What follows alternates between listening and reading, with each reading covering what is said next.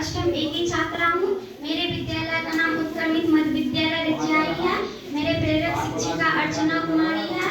मैं आपके सामने एक हिंदी कविता प्रस्तुत करना चाहती हूँ जिसका शीर्षक है हिंदी दिवस। अंग्रेजी में नंबर थोड़े कम आते हैं, अंग्रेजी में नंबर थोड़े कम आते हैं, अंग्रेजी बोलने से भी घबरा जाते हैं। अंग्रेजी में नंबर थोड़े कम आते हैं, अंग्रेजी बोलने से भी घबराते हैं। पर स्टाइल के लिए पूरी जान लगाते हैं, क्योंकि हम हिंदी बोलने से शर्माते हैं, क्योंकि हम हिंदी बोलने से शर्माते हैं।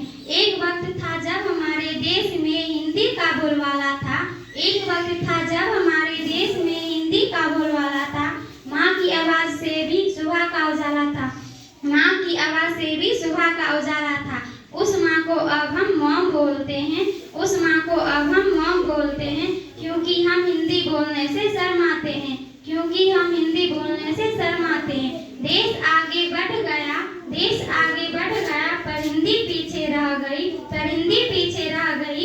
इस भाषा से अब हम नजर चुराते हैं, इस भाषा से अब हम नजर चुराते हैं, क्योंकि हम हिंदी बोलने से शर्माते हैं, क्योंकि हम हिंदी बोलने से शर्माते हैं। माना अंग्रेजी पूरी दुनिया को चलाती है, माना अंग्रेजी पूरी दुनिया को चलाती है, पर हिंदी भी तो हमारी पहचान दुनिया से कराती है, पर हिंदी भी तो हमारी पहचान दुनिया से कराती है। क्यों ना अपनी मातृभाषा को फिर से सराखों पर बैठाए, क्यों ना अपनी मातृभाषा को फिर से सराखों पर बैठाए। आओ हम सब मिलकर हिंदी दिवस से मनाएं, आओ हम सब मिलकर हिंदी दिवस से मनाएं। धन्यवाद।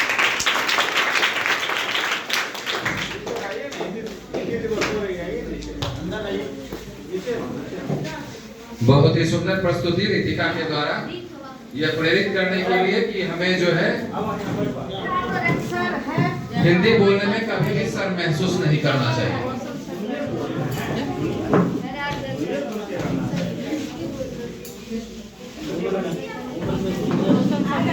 बाहर नहीं आओ, जाओ सर को बुला के